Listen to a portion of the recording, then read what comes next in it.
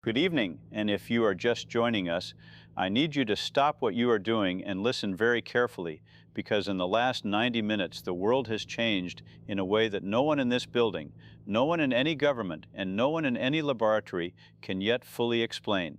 I am David Hale. Beside me is Sarah Donovan. What you are about to hear is confirmed, verified, and ongoing. At approximately the top of the hour, according to defense sources across 4 continents, the nuclear arsenals of the United States, Russia, China, and at least 6 other nations were commanded to launch. The missiles did not fly. Every single one of them failed at the same instant. David, I want to speak directly to the families watching right now, the ones who spent the last 2 days packing cars, saying things to each other that people should never have to say, holding children who could feel the fear even if they could not name it. You are still here. Your homes are still standing. I have been on this desk for many years, and I have never had the privilege of telling you something like this. The sky did not open. The cities did not burn. Whatever stopped this, and we do not yet know what it was, it reached every launch site on Earth in the same breath. Stay with us. Keep your loved ones close. Breathe. Let me lay out the timeline as precisely as we can confirm it, because precision matters more now than it ever has. For the last 72 hours, the world had been sliding toward open conflict. The flashpoint, as most of you know, began over the Baltic corridor and spread within a day to the South China Sea and the border regions of Kashmir. 12 hours ago, 3 separate national commands moved to their highest alert postures. Roughly 2 hours ago, launch orders were issued. We have independent confirmation from monitoring stations in Colorado, in Norway, and in Japan that the electronic launch sequences did in fact begin. Warheads were armed, keys were turned, and then nothing happened. And in those minutes, David, before anyone understood that nothing had happened, the panic had already taken hold. We are getting reports from across the United States and around the globe, and I want to be honest with our viewers about how frightening the last 2 days have been on the ground. In Los Angeles, the freeways heading east became parking lots more than 40 miles long. In Chicago, in Houston, in Atlanta, people abandoned vehicles and walked. We have confirmed looting in at least 11 major American cities, store windows shattered, pharmacies emptied of everything. Fear does terrible things to good people, and we are seeing both the terror and, thankfully, we are also starting to see the courage. Let me give you the hard numbers, because you deserve them straight. As of this moment, we are roughly 2 hours into this event. The casualty figures we can confirm are not from any weapon, they are from the panic itself. Highway patrol agencies across the American Southwest are reporting at least 400 deaths from vehicle collisions in the mass exodus from major cities over the past 2 days. Hospital systems in New York and in London report emergency rooms operating at 400% of capacity. In Moscow, state media has acknowledged what it calls, quote, significant civil disorder. These are early figures. I want to be clear. They will rise before they stabilize. We are receiving messages from viewers by the thousands, and I want to read a few because these voices are the story as much as any official statement. This one comes to us from a viewer in Denver who writes, "We were on the interstate when the sirens went off. My youngest asked if we were going to see God tonight, and I did not have an answer. Then the radio said the missiles never came. We pulled over and we just held each other on the shoulder of the road." Another, from Portland, writes simply, "I looted a grocery store an hour ago, and I am ashamed. I am driving back right now to leave the money on the counter." David, that is where we are tonight. Those messages matter, and we will keep reading them throughout our coverage. Let me turn to the mechanics of what actually occurred, because the how of this is going to consume every physicist and every defense analyst on the planet for years. Multiple launch facilities have now reported the same phenomenon. The missiles did not misfire, they did not explode in their silos. The launch sequences reached completion, and at the terminal moment the propulsion systems simply did not ignite. Submarine launch systems reported the identical failure. Land-based systems reported the identical failure. Air-delivered systems reported the identical failure.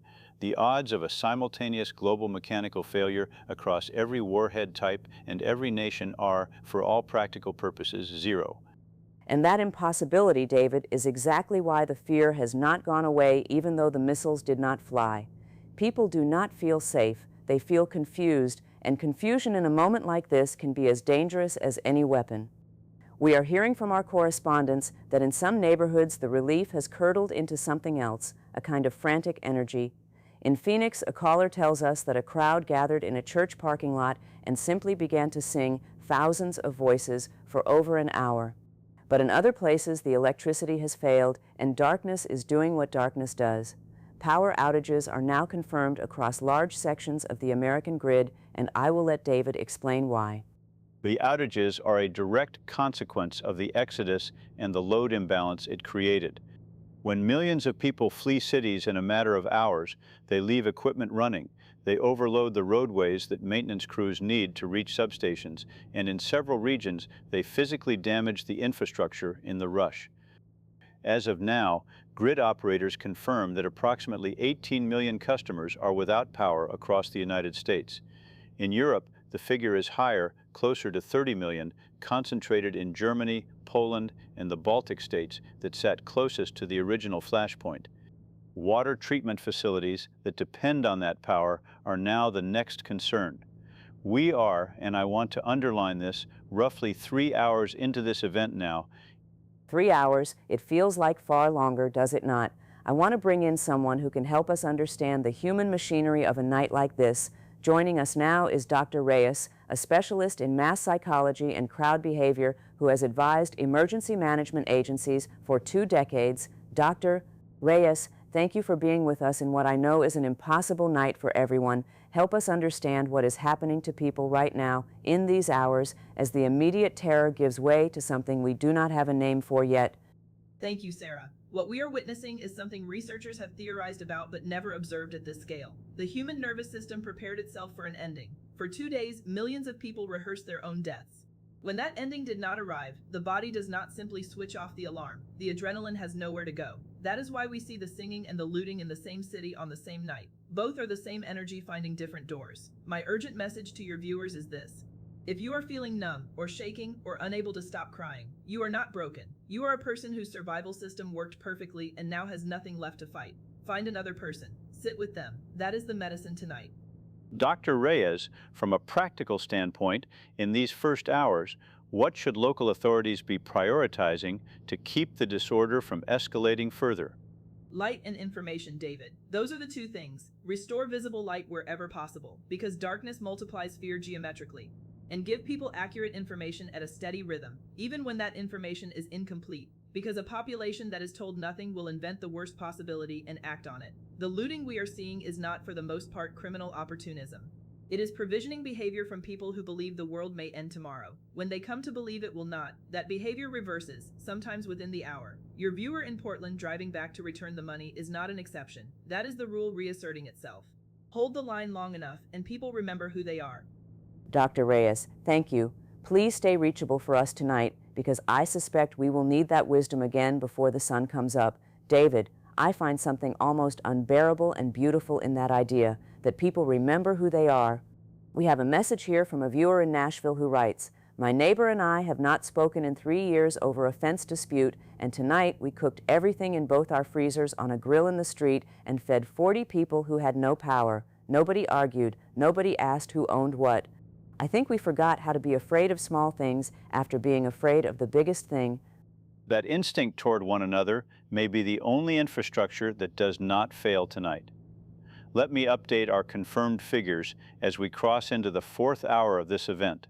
The casualty count from the exodus and the civil disorder has now risen to a confirmed 1,100 deaths worldwide, though I caution again that reporting is fragmented and the true number is certainly higher.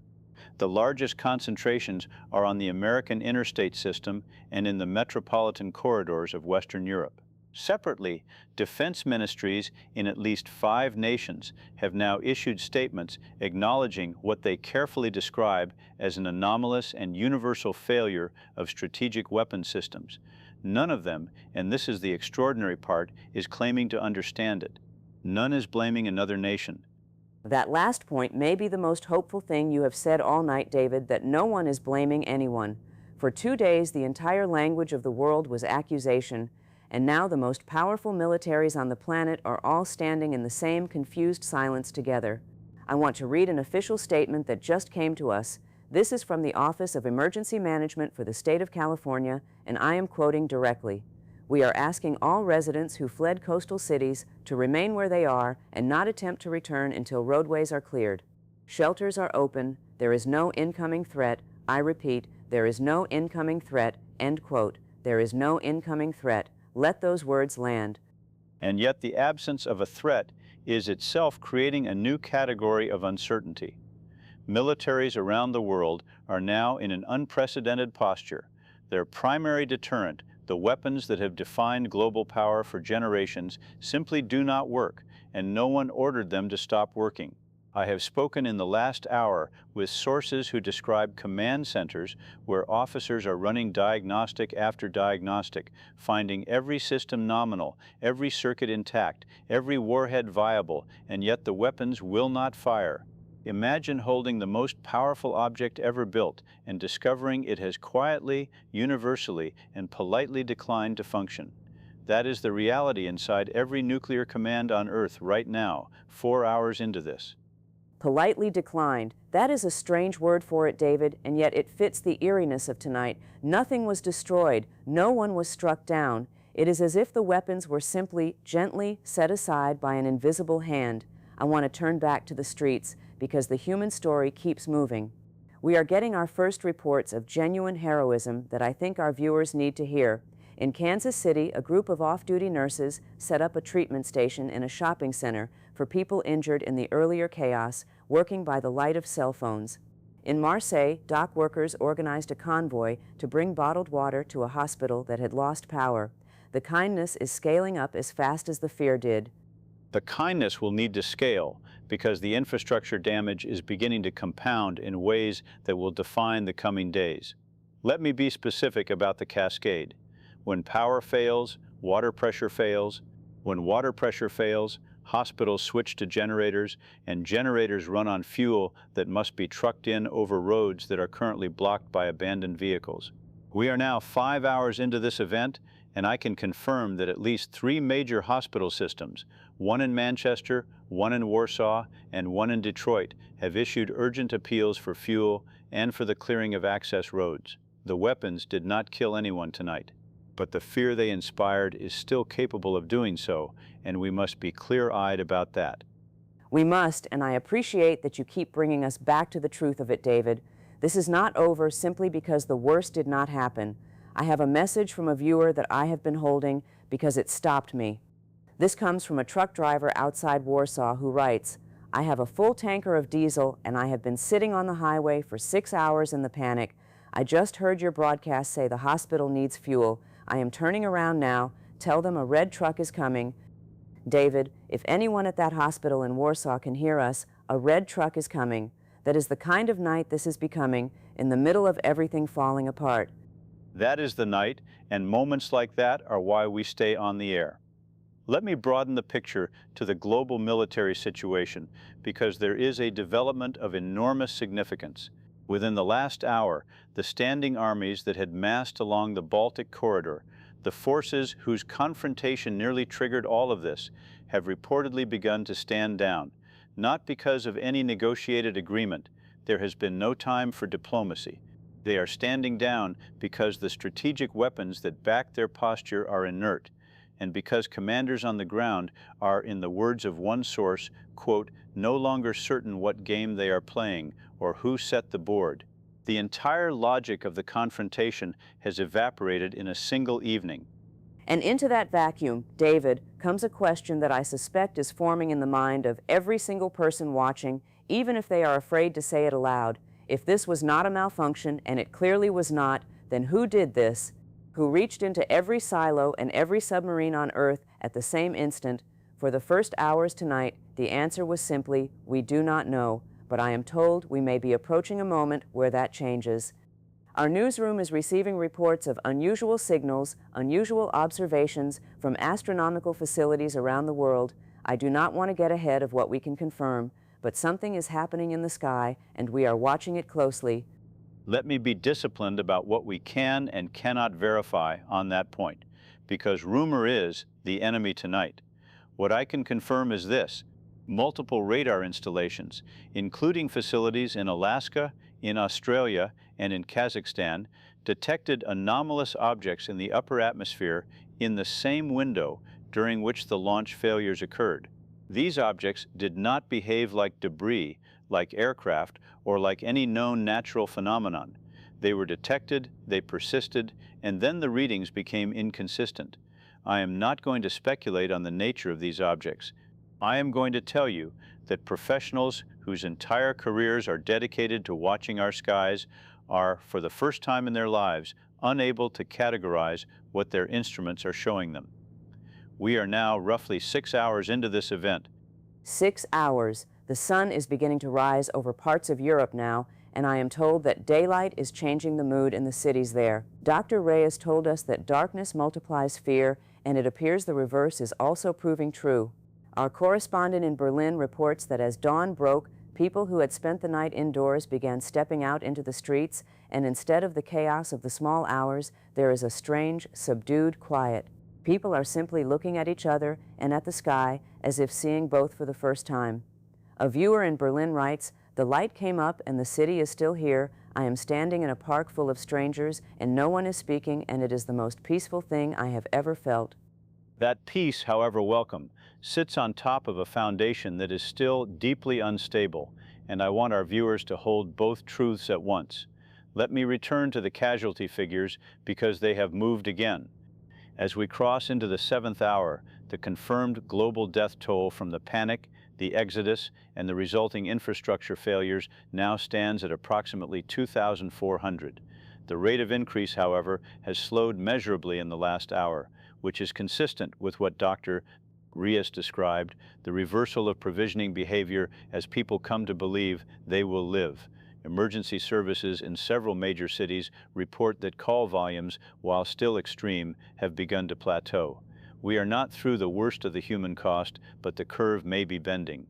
The curve may be bending. I want our viewers to hear the cautious hope in that, David, without mistaking it for safety. We still have millions without power. We still have hospitals running on fumes. And we still, at this hour, do not have an answer to the question of who or what reached down and stopped the end of the world. But I want to share one more message before we go to our correspondent, because it captures something. A viewer in Cairo writes, "I am an old person and I have lived through 3 wars, and I never thought I would see the day the bombs refused to fall. My grandchildren are asleep and safe, and I am sitting in the dark thanking a God I stopped believing in years ago." We will carry those voices with us through everything that comes next.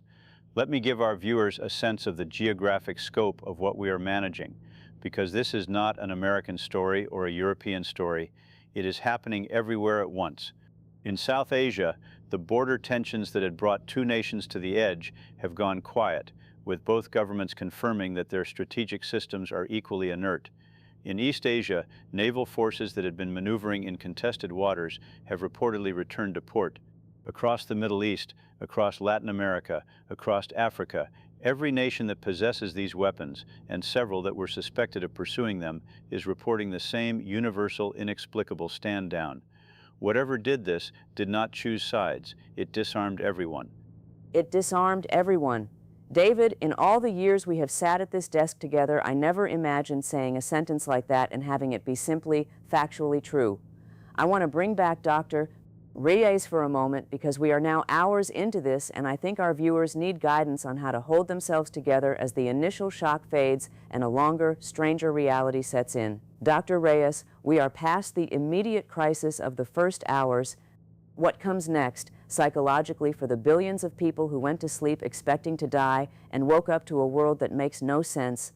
Sarah, this is the phase I worry about most, and I want your viewers to prepare for it gently. The first hours are governed by adrenaline. What follows is governed by meaning, and meaning is harder to manufacture than survival. People will begin to ask why. Why were we spared? Why this way? Who decides? And when a population cannot answer those questions, it becomes vulnerable to anyone who offers a confident answer, whether that answer is true or not. My guidance is this: be patient with uncertainty. It is acceptable, it is even healthy, to say the words, "I do not know," and to keep living anyway. The people who will struggle most in the coming days are the ones who demand certainty tonight. There is no certainty tonight. There is only each other. Dr. Reyes, before we let you rest, one factual question. In your experience advising emergency agencies, how long does a population take to return to something resembling normal function after a shock of this magnitude, assuming the infrastructure is restored? David, I have to be honest, because your audience deserves honesty. There is no precedent for this. The closest analogs, large-scale disasters, sudden ends to long wars, suggest that basic function returns within days to weeks once power and water are restored. But those events did not carry the second shock that this one carries. This is not only a near catastrophe, it is a revelation. People are not only recovering from fear, they are absorbing the fact that something outside our understanding chose to intervene. That absorption does not happen in weeks, that happens over a generation. Your children will understand tonight differently than you do, and their children differently still. Tonight is not an event that ends, it is a line the whole species just stepped across. A line the whole species just stepped across. Dr. Reyes, thank you truly for helping us find language for something that has none. Please get some rest if you can, and know that you have steadied a great many people tonight. David, we are being told we are now approaching the 8th hour of this event, and I understand there is movement on the question that everyone is asking, the question of who. Our newsroom has been in contact with observatories and space agencies through the night, and I am told that the silence from official sources is about to break. Governments that have been saying nothing are apparently preparing to say something. Can you tell us what you are hearing? I can tell you what is confirmed, and I will hold the line firmly there. Multiple national space agencies and defense departments have called emergency sessions in the last hour. We have confirmation that the objects detected earlier in the upper atmosphere have not departed.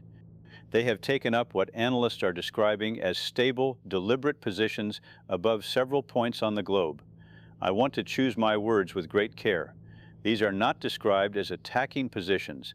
They are described as stationary, observational, and, in the phrasing of one source, patient. Roughly 8 hours ago, the weapons of the world went silent, and whatever silenced them has apparently not left. It is waiting. We do not yet know for what. Waiting.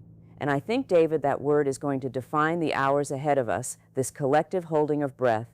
I want to reassure our viewers that as this next chapter begins, we are not going anywhere. We will be here through whatever the day brings. But right now, at this hour, I want to return one final time to the ground, to the people, because they are why any of this matters. A viewer in Sao Paulo writes, "The neighborhood organized itself while the officials were silent. We have a list of every elderly person on our street, and someone checks each door every hour. We did not wait to be told. We just started caring for each other." That, David, is what humanity did in its first 8 hours on the far side of the end of the world. That is what humanity did, and it is worth pausing on, because the story of tonight could so easily have been only fear, only looting, only the 4,000 souls we have now lost to the panic as the count stands at this hour. But that is not the only story, and it would be a failure of this broadcast to let it seem so. Alongside every shattered window, there is a red truck driving toward Warsaw. Alongside every abandoned car, there are nurses working by phone light. The species that built the weapons is also the species that, in its most terrified night, organized water convoys and checked on its elders. Both of those are true. We are 8 hours in, and both remain true. Both remain true. Hold on to that, everyone watching, as we move deeper into this day. I want to give our viewers a practical update as we go, because Dr. Reyes reminded us that steady information is medicine. If you are without power, shelters are open in every major metropolitan area and local emergency channels are broadcasting their locations. If you fled a city, authorities are asking you to stay where you are safe rather than attempting to return to blocked roads. If you are one of the many caring for a frightened child tonight, you do not need the right words. You only need to be present. David and I will keep bringing you every confirmed development as the hours pass, without speculation, without panic, and without leaving your side. Let me consolidate where we stand as we complete the 8th hour and look toward the 9th, so that every viewer just joining us has the full picture. Fact 1.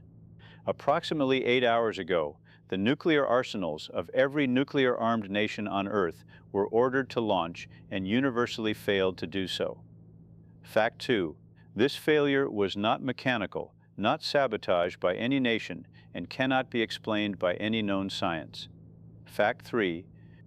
Anomalous objects were detected in the upper atmosphere in the same window and remain in stable positions above the planet. Fact 4.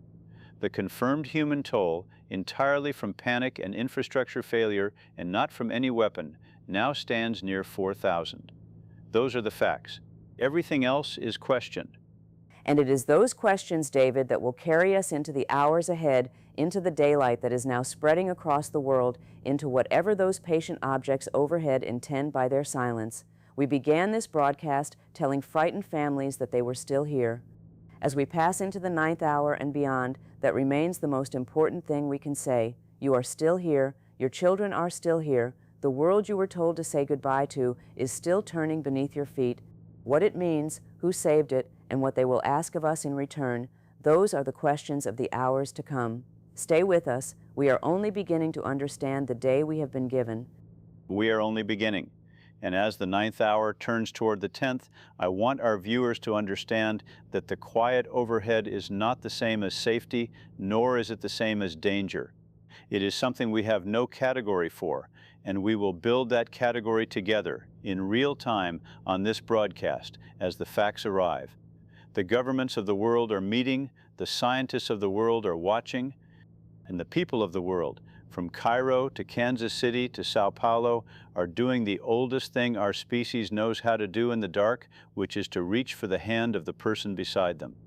We will be right here as this extraordinary day continues to unfold.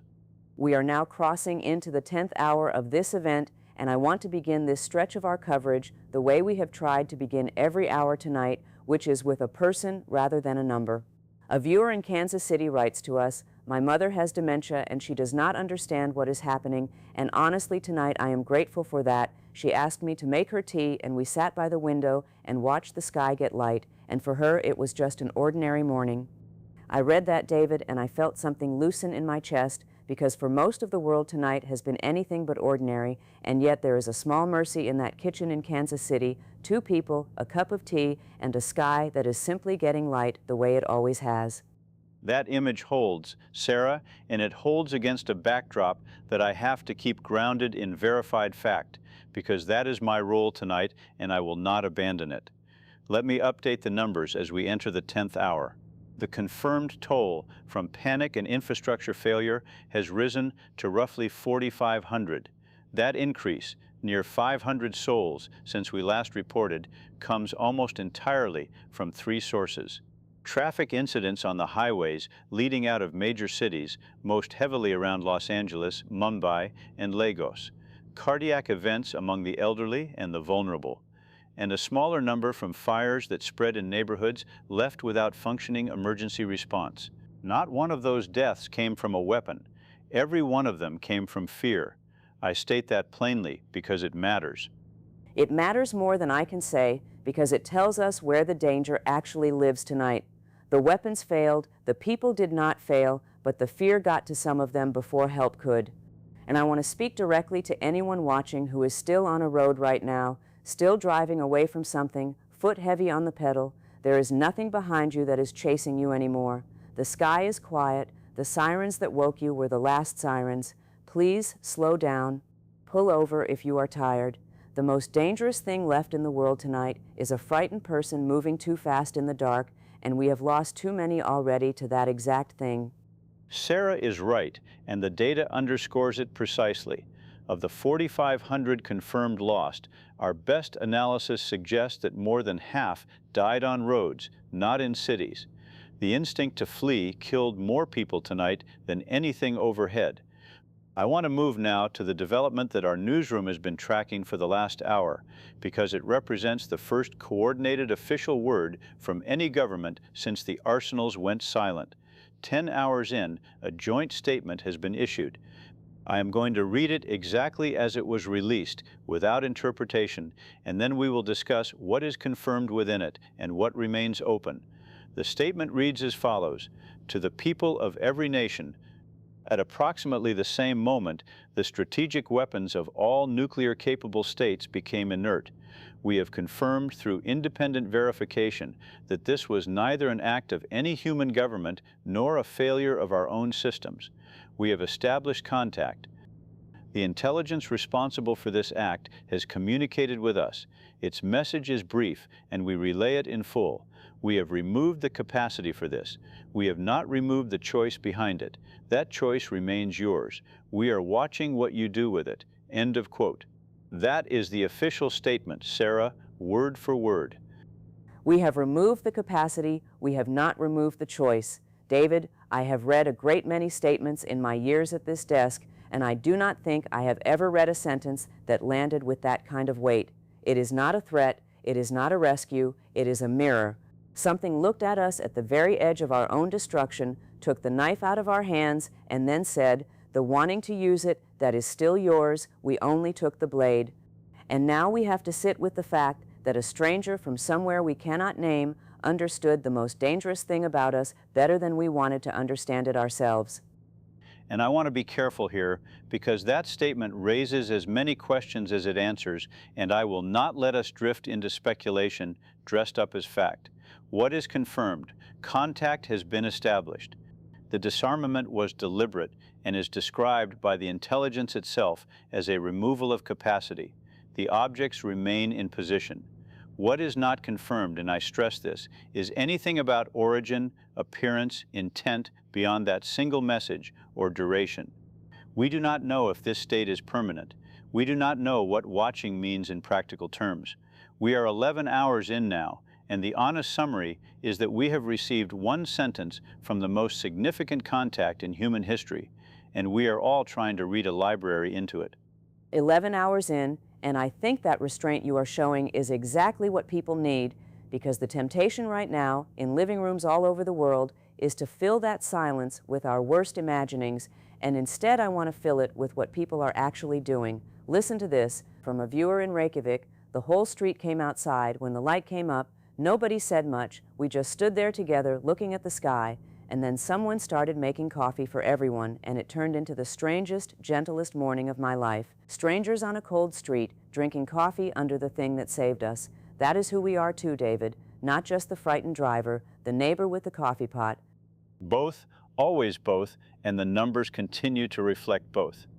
Let me give a geographic picture as we pass into the 12th hour, because the situation is not uniform across the globe, and viewers deserve specifics.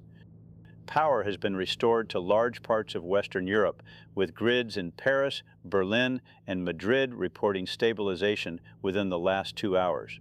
In contrast, portions of the eastern United States remain dark, with utilities in and around New York and Washington still working to bring stations back online after the surge of automated shutdowns. In parts of India and Nigeria, power was never fully lost but is straining under demand. The infrastructure did not break everywhere, it broke unevenly, and it is healing unevenly. We are 12 hours in now, half a day since the world was told to end and then, somehow, was not allowed to. And I keep thinking about how ordinary the machinery of recovery actually is. Not spaceships, not miracles, a utility worker in a bucket truck outside Washington reconnecting a line, a nurse in Mumbai finally getting to sit down. That, to me, is almost the most moving part. The thing that saved us came from unimaginably far away, but the thing that is putting us back together is a person in a reflective vest who showed up to work in the middle of the strangest night in history because that is the job. That instinct to simply show up has measurably reduced the toll, and I can put numbers to it. In cities where emergency services maintained even partial function, the death rate from cardiac and traffic causes was a fraction of what we saw in cities where those services collapsed. The presence of working hospitals, functioning traffic control, and staff shelters translated directly into lives preserved. I want to bring in a voice on exactly this point. Dr. Reyes has rejoined us, having spoken earlier tonight about the psychological dimension. Dr. Reyes, thank you for staying with us through these long hours. I want to ask about the physical side now. What does the medical picture look like 12 hours into an event like this? Thank you, David, and I will stay as long as I am useful. The medical picture 12 hours in is what we would call the second wave. The first wave was immediate, the heart attacks and the accidents in the first hours of terror. What we are seeing now is the exhaustion wave. People who have not slept, who have not taken medication because pharmacies were closed or unreachable, who have run on adrenaline for half a day and are now crashing. diabetics without insulin, people with heart conditions without their prescriptions. This wave is quieter than the first, but it is real, and it is why the restoration of ordinary services that Sarah described is not ordinary at all. It is life-saving. And I want to add something, if I may, because David asked me earlier for language, and I have had a few hours to think. What people are experiencing right now is not only relief, and it is not only fear. It is a kind of vertigo. The ground of certainty that everyone stood on, the belief that we alone decide our fate. That ground moved tonight, and when the ground moves, even good news can make a person feel sick. So if anyone watching feels strangely unwell, strangely hollow, even though the news is that we survived, I want that person to know it is a normal response to an abnormal truth. You are not ungrateful. You are adjusting to a larger universe than the one you woke up in. A larger universe than the one you woke up in. Dr. Reyes, thank you. That is the second time tonight you have handed us a phrase we needed. Before you go, I want to read you something because I think it belongs to you as much as to us. A viewer in Manila writes, "Tell the doctor on your program that I called my estranged brother tonight for the first time in 9 years. I thought the world was ending, so I called, and now the world is not ending and we are still talking. The aliens gave me back my brother." I wanted you to hear that, Dr. Reyes, because you spoke about what fear does, and that is what it undid. That message, Sarah, is the whole thing. That is the entire matter in a few sentences. Fear can kill. We have counted the ways tonight, but fear can also strip away everything that is not essential. And sometimes what is left when the fear burns off is the phone number of a brother you have not spoken to in 9 years. I hope that reconciliation in Manila outlasts this night. I hope a great many of them do. If even a fraction of the calls made in terror tonight become relationships rebuilt in daylight, then somewhere in the ledger of this catastrophe there is a column that reads as gain. I will step back now, but thank you for letting an old clinician say that. Thank you, Dr. Reyes, for your steadiness across this entire night. We are now moving past the 13th hour, and I want to give viewers a consolidated update on the objects themselves, because that is the question underneath every other question. As of this hour, the anomalous objects remain in their stable positions. There has been no movement, no further communication beyond the single message relayed in the joint statement, and no observable activity of any kind. Observatories on multiple continents are tracking them continuously. They are described as maintaining fixed altitude, emitting no detectable radiation that poses any hazard, and casting, in the words of one observatory, no shadow that behaves the way a shadow should. They are simply there, watching as promised. It is a strange thing, David, to be watched by something that saved you. There is gratitude in it, and there is unease in it, and I think most people watching tonight are holding both at once. We are 13 hours in, and I want to acknowledge that this is the hour where a different kind of tiredness sets in, not the sharp fear of the first hours, but a bone-deep weariness. If you are feeling that tonight, if you have been awake since the alarms, I want to gently say what Dr. Reyes would say. It is all right to sleep now. The watching overhead does not require your watching in return. You are allowed to close your eyes. The world will still be here, and so will we. The permission to rest is not only kindness, it is sound guidance, and the data supports it. A meaningful share of the cardiac events in this second wave are tied directly to sustained sleeplessness and stress. Rest is, quite literally, protective tonight. Let me update the confirmed toll as we require ourselves to do honestly at each stage. As we pass 14 hours, the number stands at approximately 5,200. The rate of increase has slowed substantially. In the first 6 hours, we were losing hundreds of people per hour. In the last 2 hours, that rate has fallen by more than half. The curve is bending, Sarah. The dying is slowing. That is, in the coldest and most important terms, the best news I have been able to report all night. The dying is slowing. David, I want to let that land for everyone because we have spent this whole night watching that number climb, and to hear you say the curve is bending is the first time I have exhaled properly in 14 hours. 5,200 people are gone, and every one of them is a kitchen with an empty chair tonight, and we will not pretend otherwise. But the slowing means that the measures are working. The shelters, the restored power, the neighbors checking doors in Sao Paulo, the person who slowed down on the highway, all of it is holding people on this side of the line. We are, for the first time tonight, catching up to the catastrophe instead of chasing it. We are catching up to it, and I want to describe concretely what that looks like on the ground 15 hours in, because recovery is not abstract. In Los Angeles, the highways that were gridlocked and deadly in the first hours have largely cleared, and emergency crews report that traffic is now moving at safe speeds. In London, the underground rail system, which was shut down entirely, has begun limited service to move stranded people. In Warsaw, and I returned to this city deliberately, the fires that threatened the northern districts have been contained, and I am told the red trucks Sarah spoke of hours ago never stopped running. 15 hours of continuous work by people who simply would not quit. I have to tell our viewers something about Warsaw because our newsroom just confirmed it, and I asked to be the one to say it. One of those fire crews working the northern districts through the whole night was made up largely of volunteers who were off duty when the alarm sounded. They were civilians. They heard the world might end, and instead of driving away, they drove toward the station, put on the gear, and spent 14 hours pulling families out of smoke. Not one of them was ordered to be there. We are 15 hours in, and I want the name of that instinct spoken aloud on this broadcast. It is courage, and it wore a reflective coat in Warsaw tonight. Courage that is measurable in lives, Sarah, because the northern districts of Warsaw are home to tens of thousands, and the containment of those fires prevented what could have been one of the worst single loss events of the night. I want to widen the lens now as we approach the 16th hour and give a picture of the world as daylight has now reached most of it. This has become, in a way that is almost impossible to grasp, a shared global morning. The same sun that rose over that kitchen in Kansas City has now risen over Reykjavik, over Manila, over Cairo.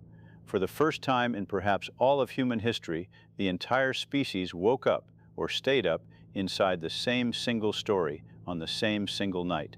The same single story. That is what tonight has done, David, that no summit and no treaty ever managed. It made us one audience. A viewer in Cairo writes, I stood on my roof at dawn and I could hear from the other roofs people I have never met, all of us just talking quietly across the space between buildings. Nobody wanted to be alone with this, so the whole neighborhood turned into one long conversation in the morning air. 16 hours in, and that is the sound I want everyone to hold on to. Not the alarms from the beginning of the night, the sound of a city talking to itself across its rooftops because no one wanted to face the miracle alone. That impulse toward each other is, I think, the quiet counter-argument to everything the weapons represented, and it is worth stating in those terms. The arsenals were the machinery of isolation, of the idea that safety came from the ability to destroy.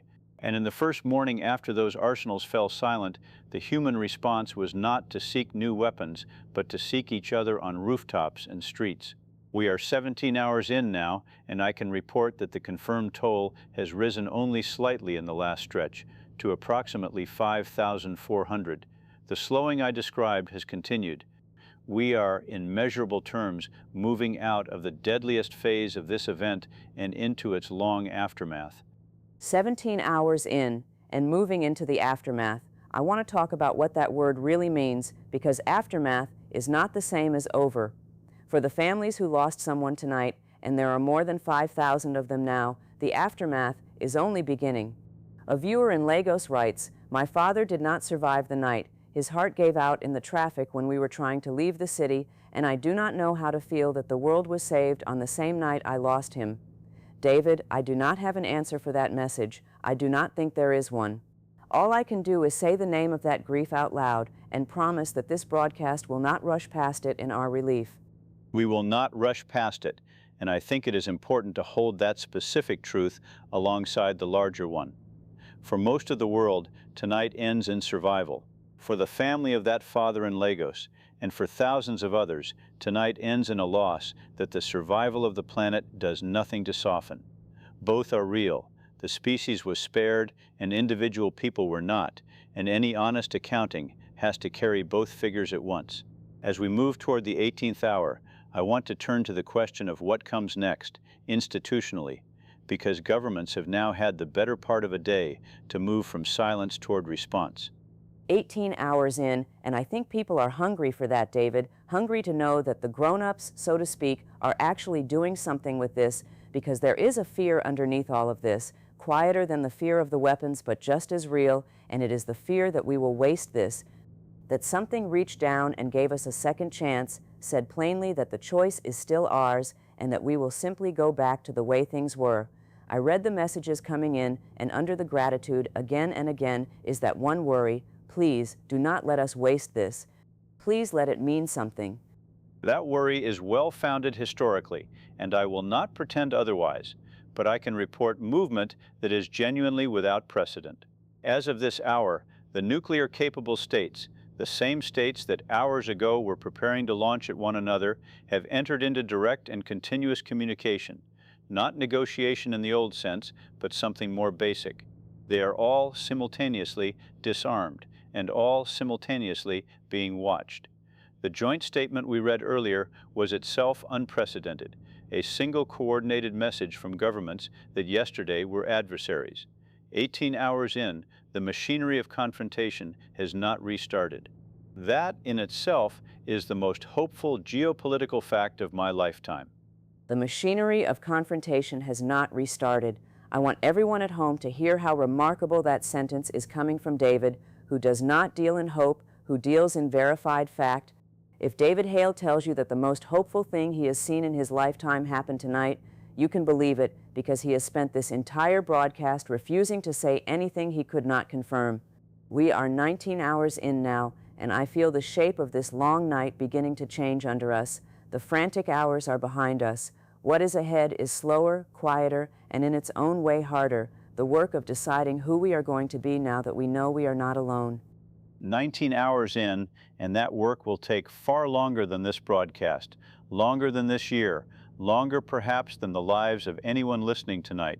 But it begins now, in the choices made in the next days. Let me give a final consolidated status as we move into the last stretch of this first day. The confirmed toll stands at approximately 5,500 and is rising only very slowly. Power is restored to a majority of affected regions. Emergency services are functioning in most major cities.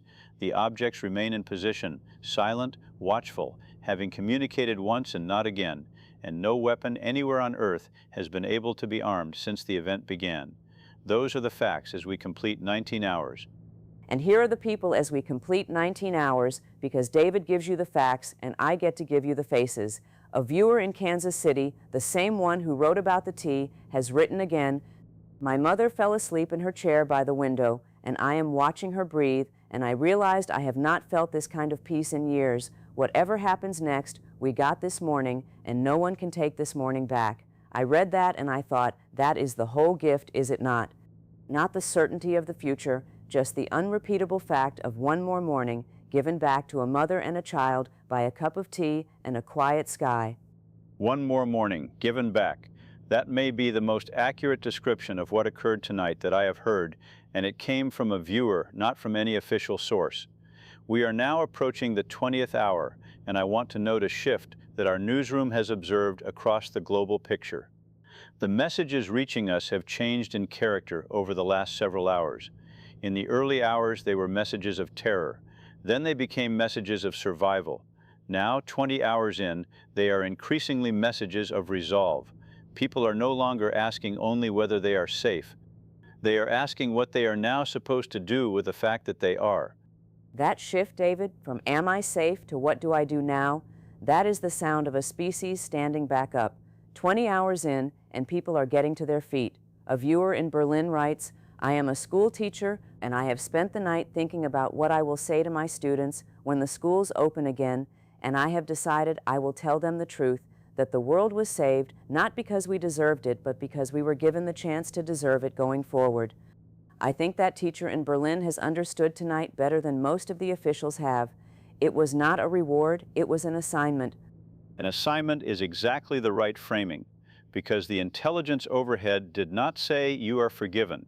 It said the choice remains yours, and we are watching what you do with it. That is not absolution.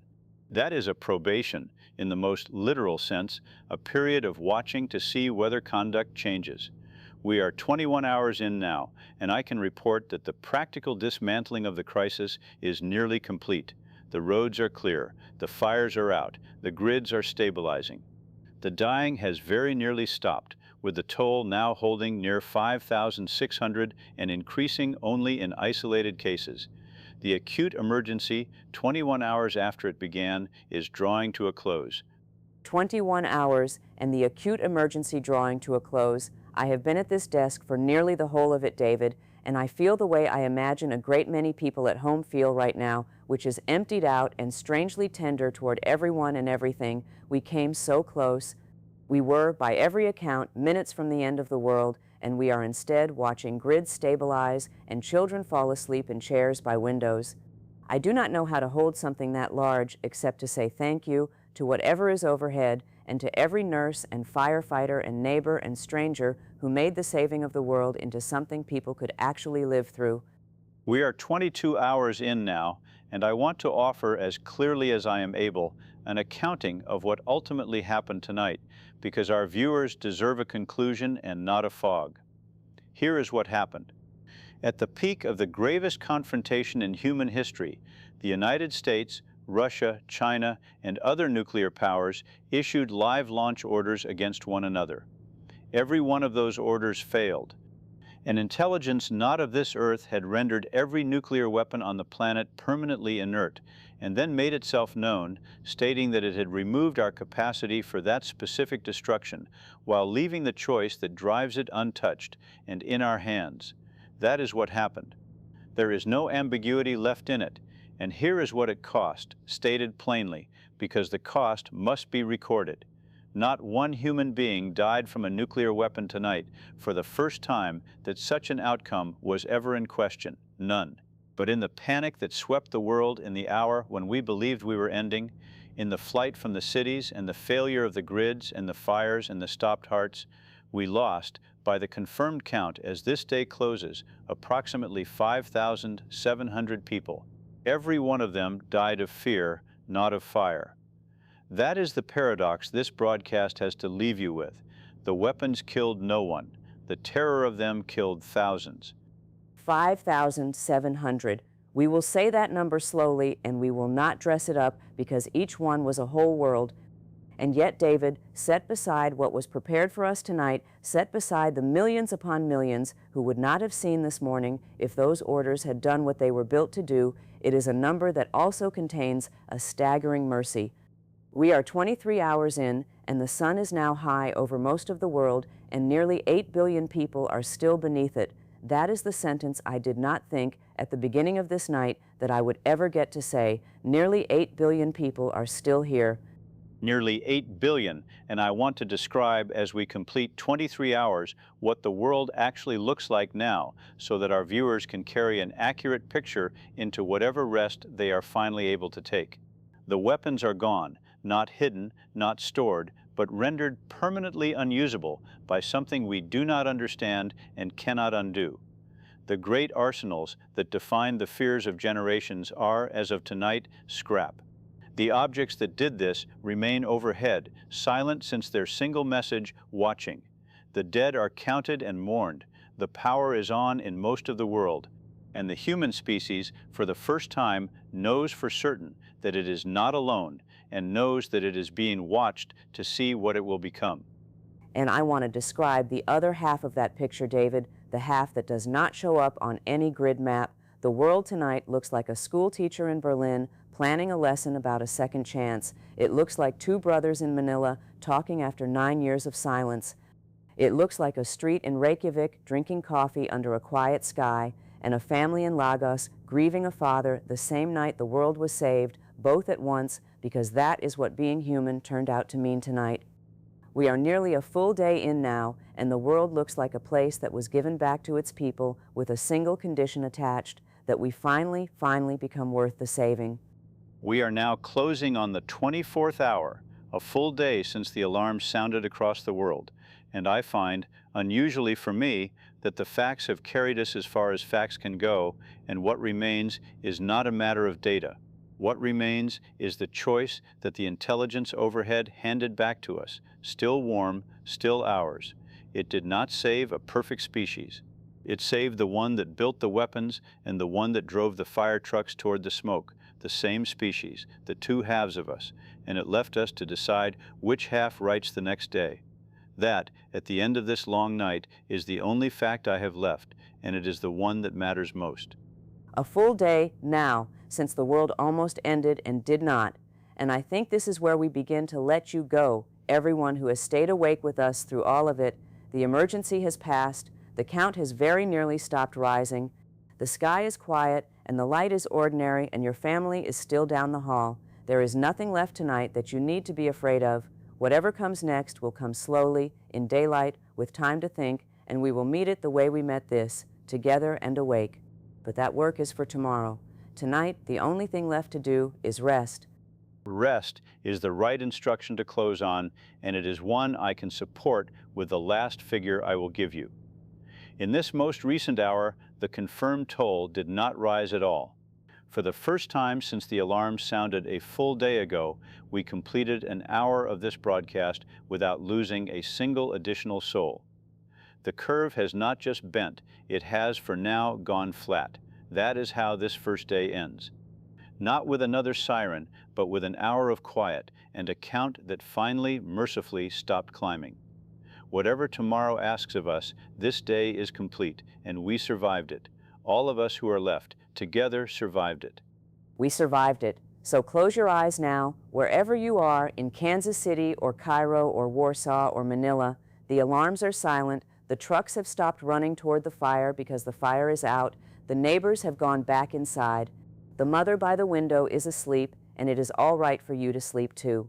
We were given one more morning, and now we are giving you one more night, a quiet one, the kind you were afraid you would never have again. From David and from me, thank you for staying awake with us.